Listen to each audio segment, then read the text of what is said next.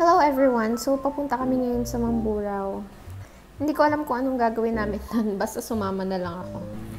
Medyo maambon nung time na to, kaya hindi ako makapag-video ng maayos.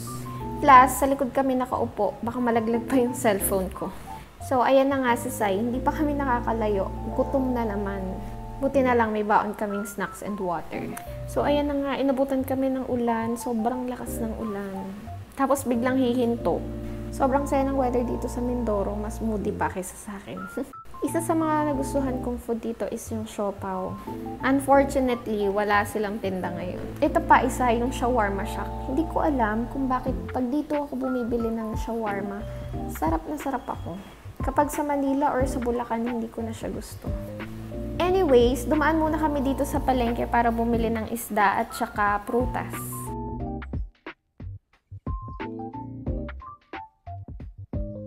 So, ayan, pabalik na ulit kami sa Abra. Ang lakas na naman ng ulan. Buti na lang, maaga kaming nakaalis. Kung hindi, baka inabutan na kami ng baha. Kaya pala natahimik si Sai, nakatulog na pala siya. So, ayan, medyo tumigil na yung ulan nung malapit na kami sa bahay. Hindi ko na din na-videohan yung ibang lugar kasi nakatulog na din ako sa sasakyan. Nagising lang ako kasi bumagsak sa paa ko yung iPad ni Sai. Tingnan nyo guys, ang ganda ng mga bundok dito.